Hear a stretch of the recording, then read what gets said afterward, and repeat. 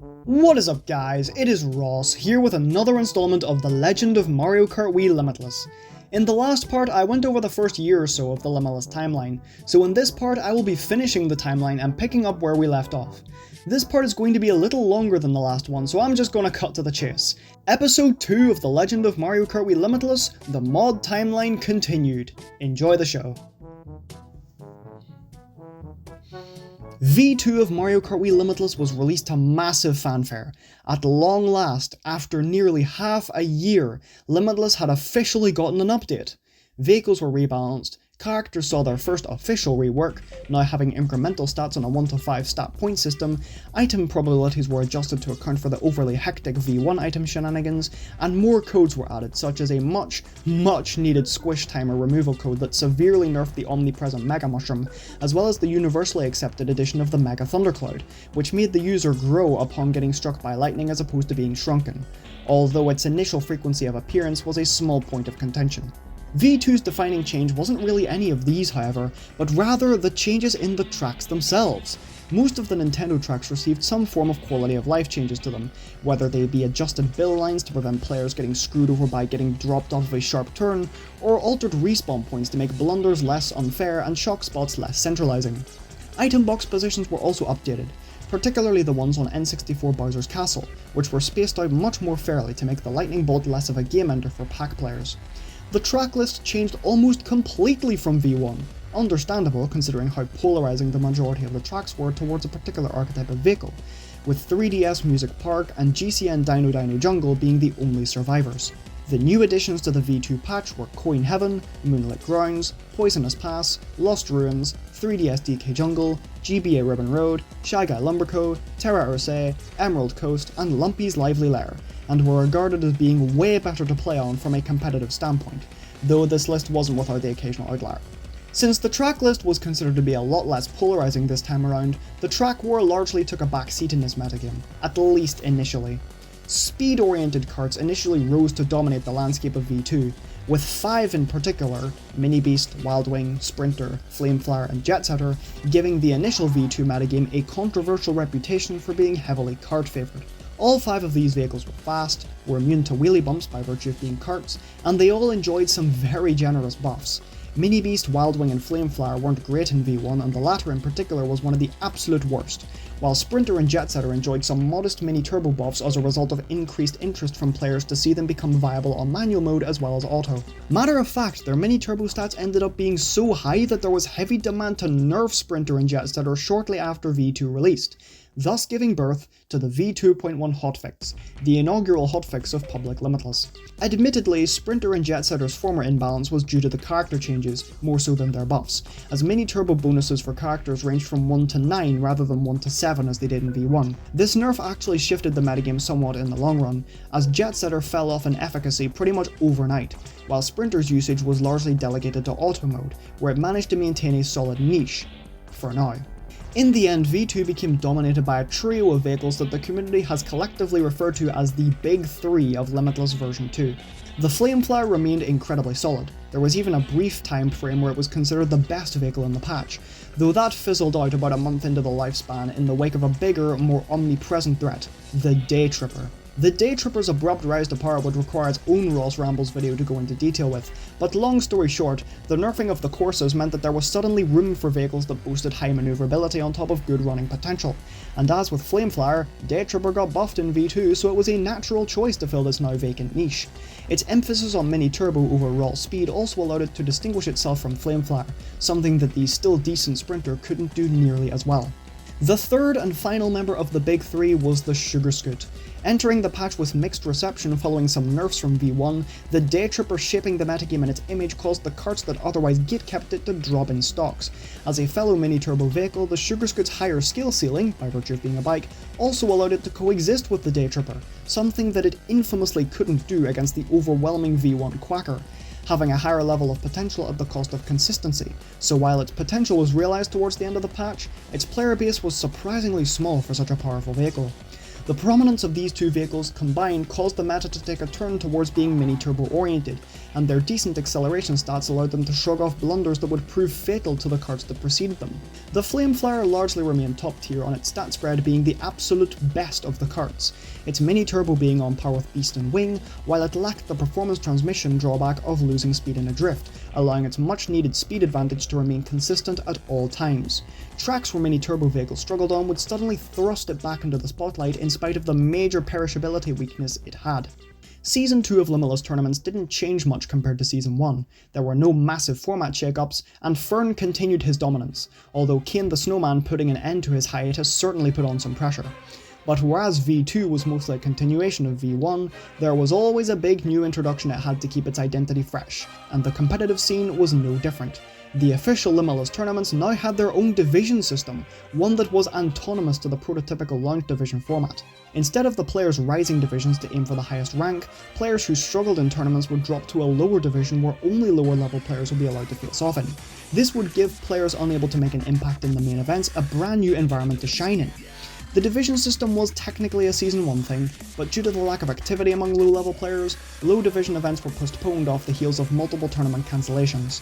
During this time frame, there were two divisions of tournaments, Division A for all players, and Division B for players who couldn't quite hack it in Division A, where Mr. Spiderbot reigned supreme during its debut season.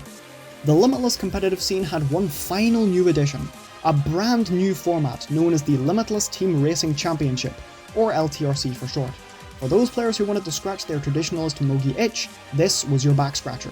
Consisting of 3 GPs with the aim of winning the most points, players would compete for MMR, a metric that rises when you win and drops when you lose. The catch that makes LTRC different from regular Mogis is the team system, where players can create teams with whoever they want.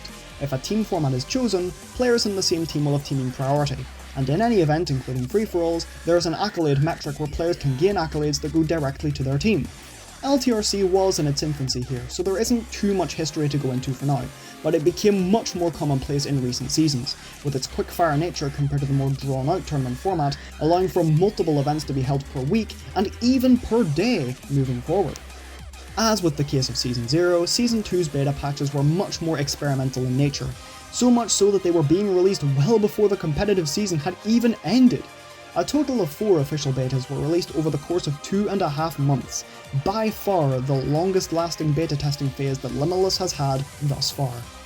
One final thing to note during the public V2 time period was that, on October 21st, 2023, popular Mario Kart Wii YouTuber TWD98 released a video titled How to Improve Mario Kart Wii in Every Way, a 16-minute showcase of Mario Kart Wii Limitless where he played all of the custom tracks using the V2.1 patch. It was a very concise video where he got acquainted with the track list as well as the retextures of some of the regular tracks, and he used some of Limitless' most unique vehicles as requested by the player base: Jet Bubble, Sprinter, Day Tripper, Sugar Scoot, Spear, Standard Bike L, and Honeycoop. Most critically, Troy's video managed to get a lot of eyes on the mod, allowing Limitless to receive a Colbert bump of sorts, with the Discord server's member count rising dramatically. This allowed Limitless to gain a substantial rise in player base from then onward, and several players who came from after the Troy video became mainstays in the community. Troy, in the off chance you're watching this, thank you so much, we owe you. Coming off of the heels of such a long beta testing period, came Mario Kart Wii Limitless version 3, and with it brought to the table even more changes. Track changes became much more plentiful. N64 DK's Jungle Parkway and Rainbow Road in particular had major shortcuts added to them, courtesy of Lucio Wings using his modelling and track editing knowledge to alter the track layout and out-of-bounds regions. Item distributions were altered even further based on player feedback.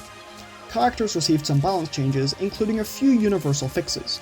Off-road stats were nerfed slightly across the board due to Funky Kong, Yoshi and Toadette making certain combos very abusable in V2, and acceleration A2 and A3 values were edited for the first time ever, giving characters the ability to influence a vehicle's high-end acceleration stats as well as low-end.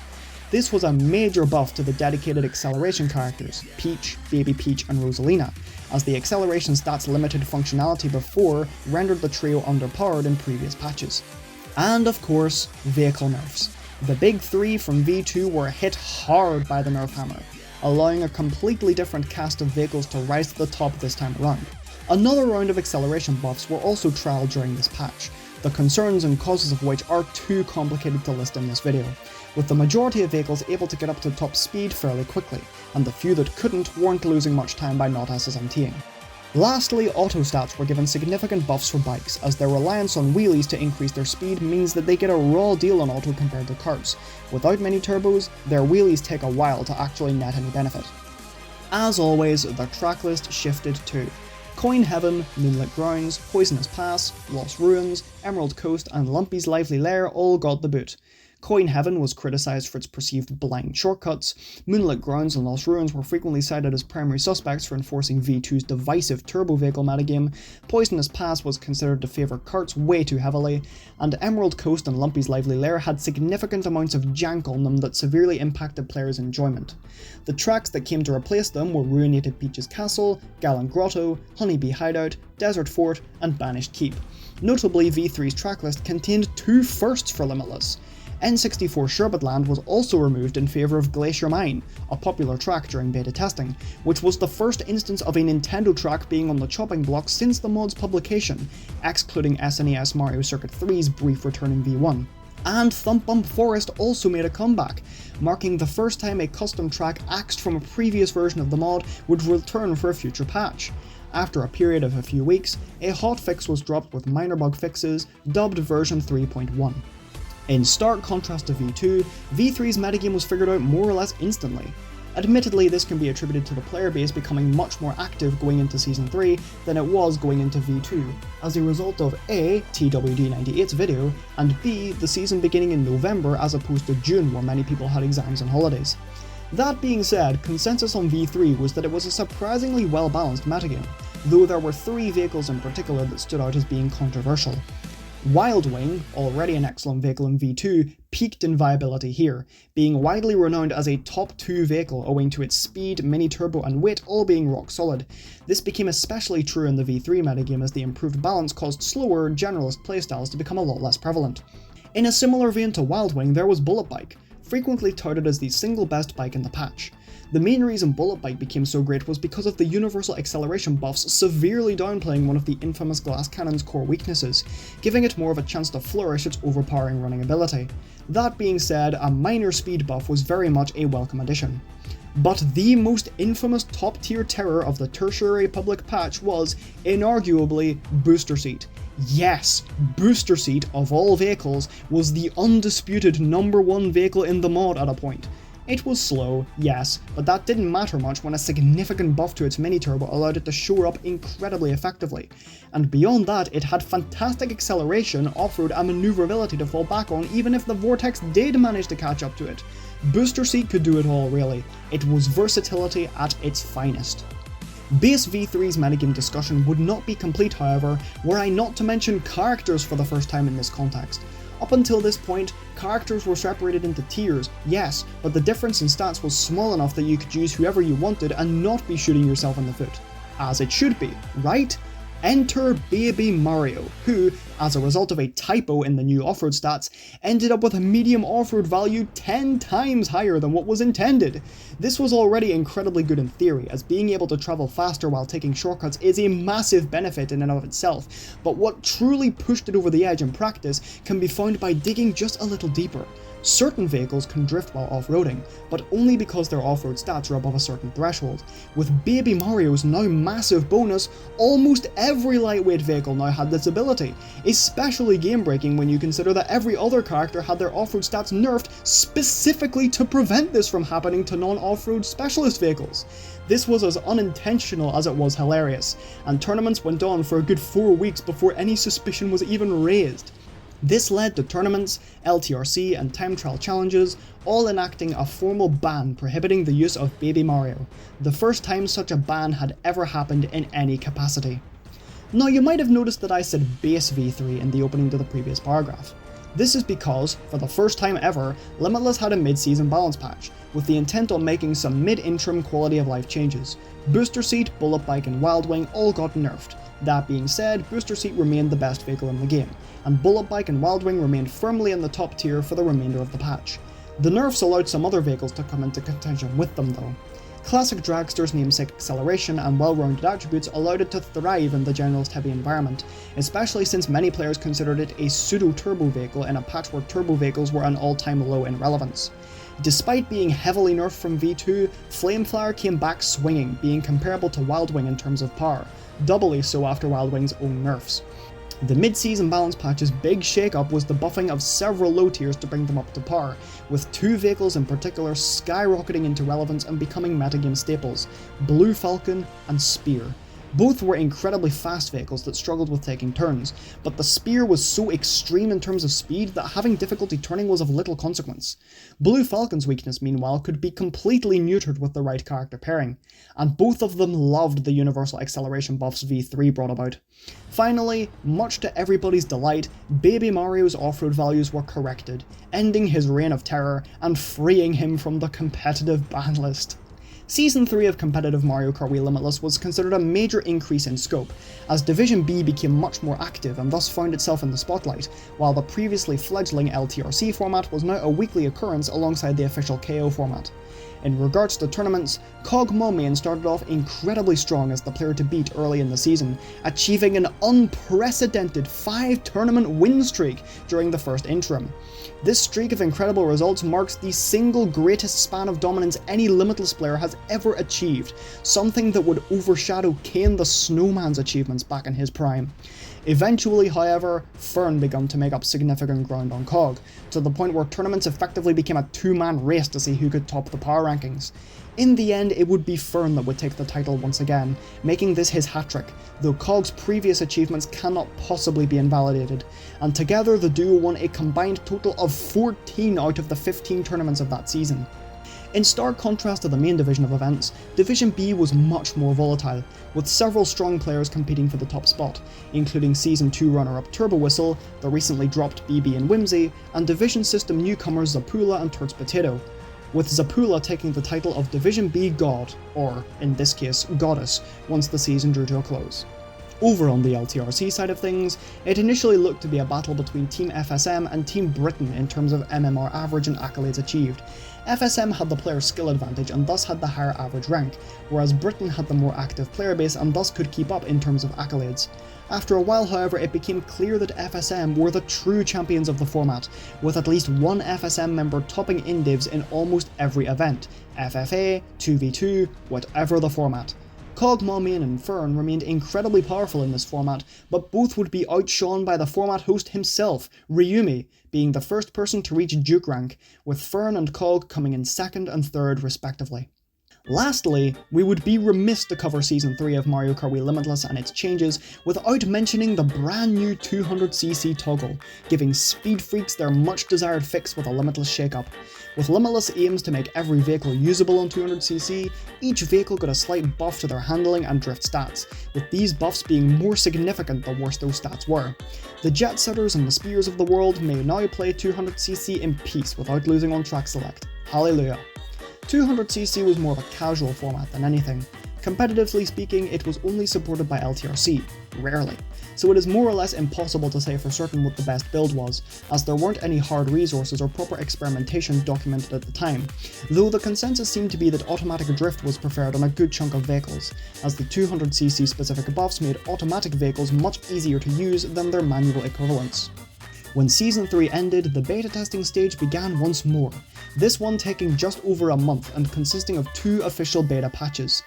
V3.5.1 actually marked a particularly long break between competitive seasons, owing to the focus on migrating to Pulsar, an official Mario Kart Wii modding tool, to make further development of the mod easier and allowing for new possibilities such as the increasing of available tracks to pick from. Sadly, due to proving too finicky to work with, this break was for naught, with Season 4 promptly following up shortly afterwards. And so that brings us to the modern day, public version 4. It's been just over a month since the V4.0 patch was officially released as of the time of writing the script, and with it brought about some changes, however minor.